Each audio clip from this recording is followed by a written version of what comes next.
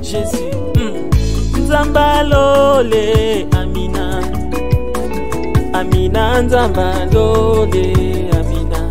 Tokili bilei, biso tokoti maombi. Tomesana na losambo. Ginem TV News, la chaîne des lumières. C'est votre chaîne. Abonnez-vous, abonnez-vous.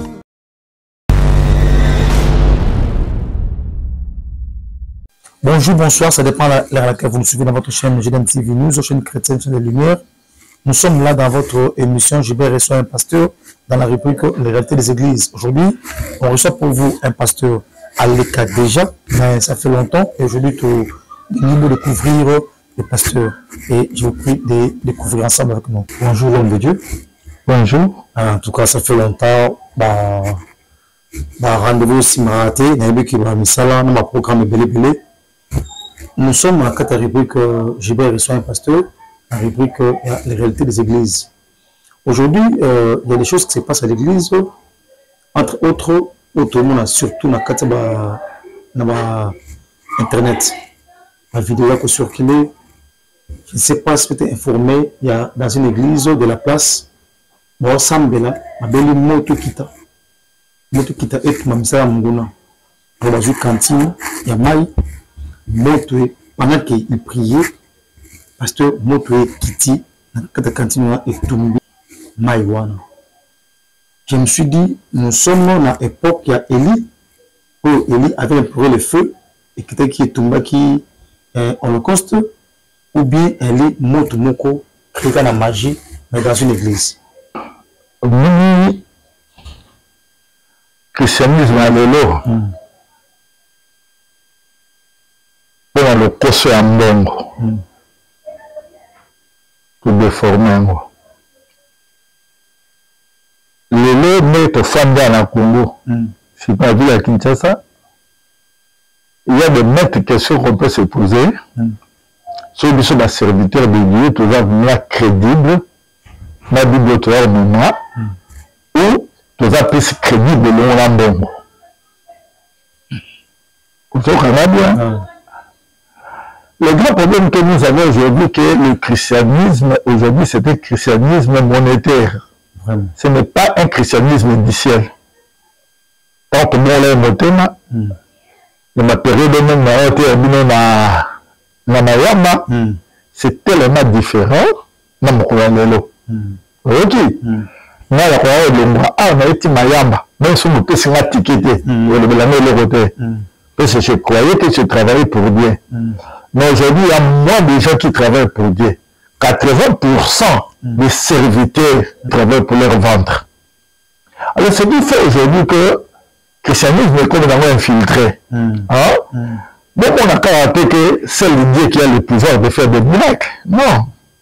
Moi, dans la Bible, on a Daniel n'a pas de par contre, c'est dans la moto. La moto, si on a marqué une femme de la capacité au salaire, la face d'un bichot, quand on fait la main de la moto, ma casse, tu vas côté la moto. On prophétiser la carte magie qui pète. La magie qui pète.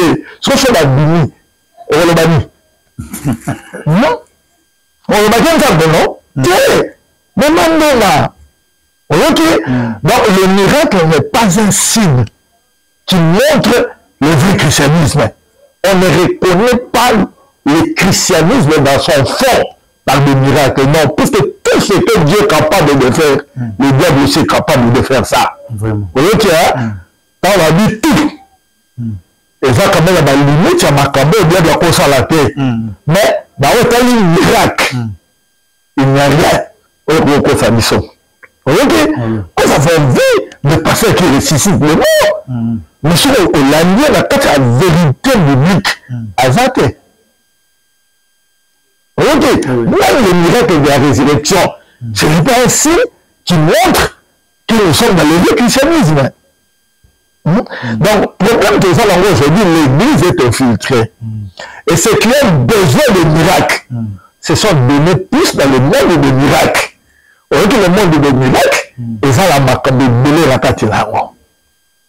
toza bao bakoti na bokoko na biso. Qui sont en train de pratiquer ce qu'on appelle le fétichisme. Les pasteurs sont là. Ils sont capables de pérer. Ils sont capables de prophétiser. Tout est là. Vous connaissez que le prophète Mozana. Mais il y a des côté de la Mozana. Tout comme il était dans la mission à l'église, il y a un cassi pendant la sauce arabe. Tout comme il y a un prophète. Il y a l'église. Le prophète initial dit, ah, voilà, il y a mission il y a dit, ah, Mozana, a dit, biso sikoyo depuis temps on a kufa. Depuis temps on a kufa. Tout ça vient sur place avec quelque chose de miracle. Pour la nuit, puisque l'église est totalement infiltrée.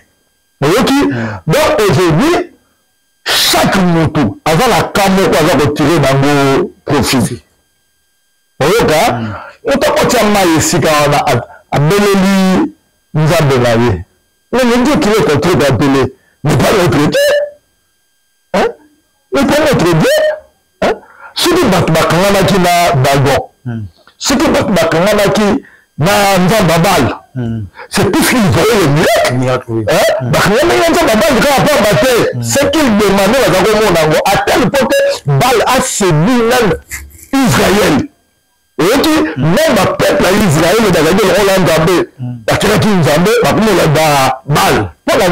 c'est parce qu'ils voyaient le miracle que Baal faisait.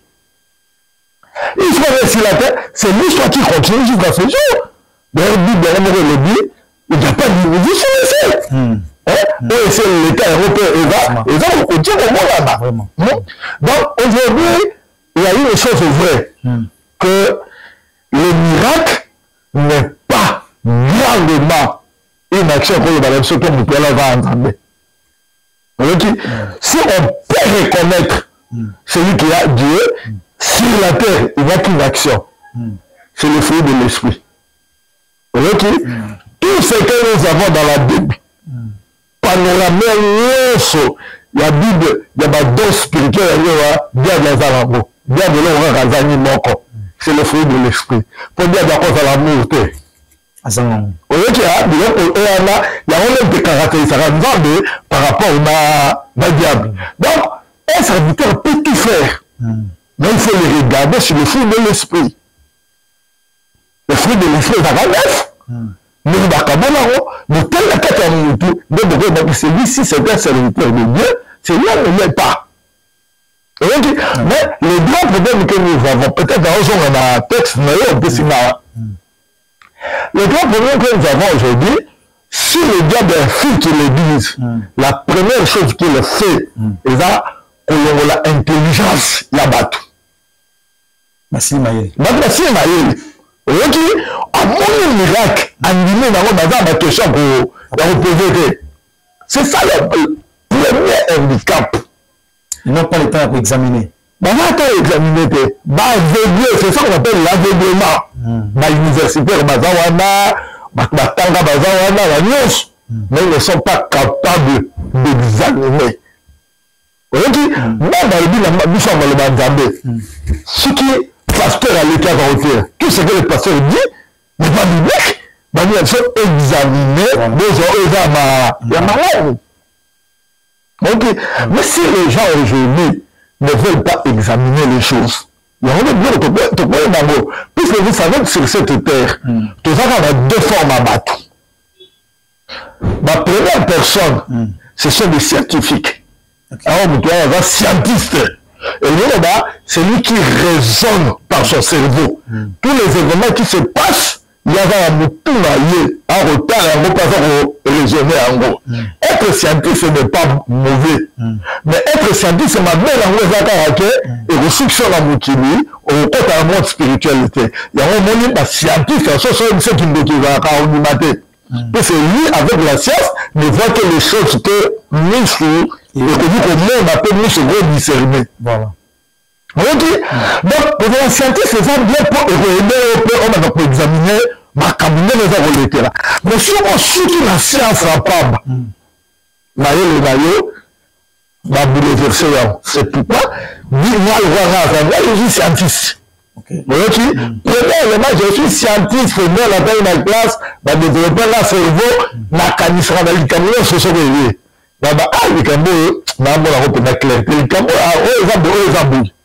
mais deuxième chose, si on reste seulement scientiste, et va m'accaber de là, on va mettre la maboko, m'accaber ça en vérité. Alors, c'est ce que nous avons aujourd'hui dans l'église. L'église est remplie de scientistes, mais il n'y a pas de jeunes spirituels. C'est pourquoi il faut élever le niveau, que l'on ait le niveau de scientiste, de matisse et le spiritualité la carte. On est vraiment là, de nous analyser à vous. On est vraiment dans la paix, de nous analyser à vous. Mais si on a souki kagapo à mon catine, bâtir mon maïs. Et premièrement, bâtir maïs pour la nuit. Bâtir maïs pour la nuit, c'est qu'une fois que dans ma case, c'est maïs pour la moto. Voilà. Si on a un tamayel, on va dire déjà qu'on connaît ça. On est bâtir maïs. Fallait que tu bâtir pas pétrole, on va bâtir maïs pour la nuit. Donc, en soi, nous devons se retrouver. Il me semble dilemme moko, il y a même dans l'église. C'est pourquoi il va peut bien que la carte église, bateau va résumer comme ça là. Mais je dis d'aujourd'hui, passer à ministre, c'est le que la carte d'autres mots. Le métier va moko. Mais c'est le que chose à carte d'autres mots. On fait en vivre, c'est corps et le comme les gars et transiter na kati na on ataka moi fini ta mutata moi senda muteti kala na d'autres on pas signé le mona moi c'est le fan na kati na yo de la démission batu ba monde ba beti maboko mais la réalité c'est pas ça il faut faire pour divertir les batu pour faire plaire et pas batu mais l'évangile n'est pas un message où ils vont faire plaire et pas batu. L'évangile, c'est un message qui doit faire raisonner les gens et les amener vers Dieu. Donc, on les amène. Si on va donner si moto, dans la catine, finalité, on va peuple uni. À Monique, Dieu est descendu dans la catimoto. Ça, c'est faux. Dieu ne descend plus dans la moto. Dieu est venu une fois pour toutes à la nous autres types de moto. Afin de le aller, al solo, l'inayo, ayelisio, oye, azali, dans ce qu'on aujourd'hui, on peut attendre un Dieu, nous va faire les seules choses qui nous vérifient, c'est la parole. C'est la parole. Mais tu vas voir, on a tout pour ça, tu vas voir Dieu. Donc, on a tata, mais on a maman, on a une banane.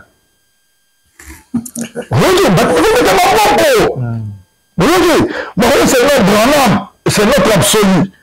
Non, tu fais tout là. Si Branham est notre absolu, mais la bota Branham.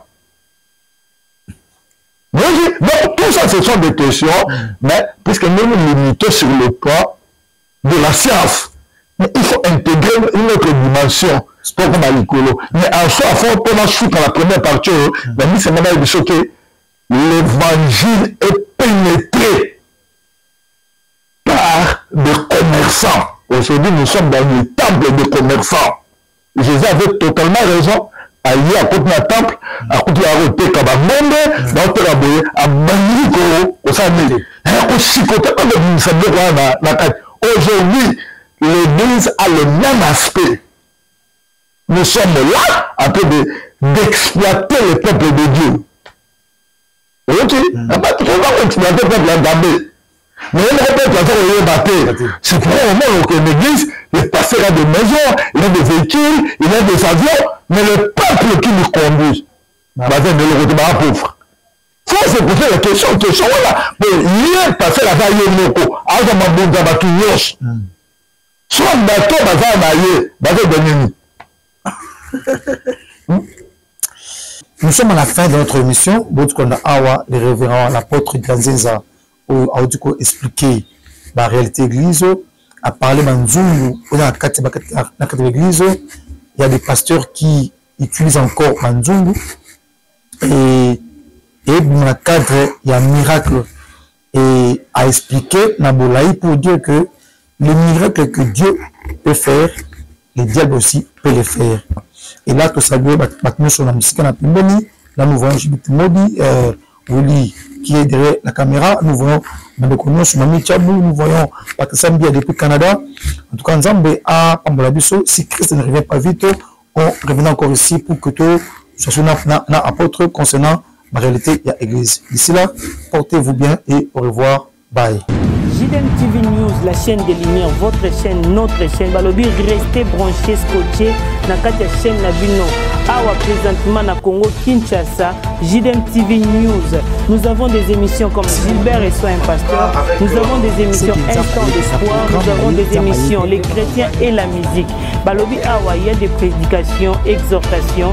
Nous sommes là pour exhorter, pour éclairer. Balobi Tikala Wana Zala branché ko Zapete. Boka télécommande Landa JDM TV News Tikala Awa. Yebisan de Kwaza Pembe Nayo à s'abonner. Yom to s'abonner te. Abonne-toi massivement et nous sommes la chaîne chrétienne, la chaîne des lumières. Restez là, abonnez-vous massivement et vous ne serez pas déçus.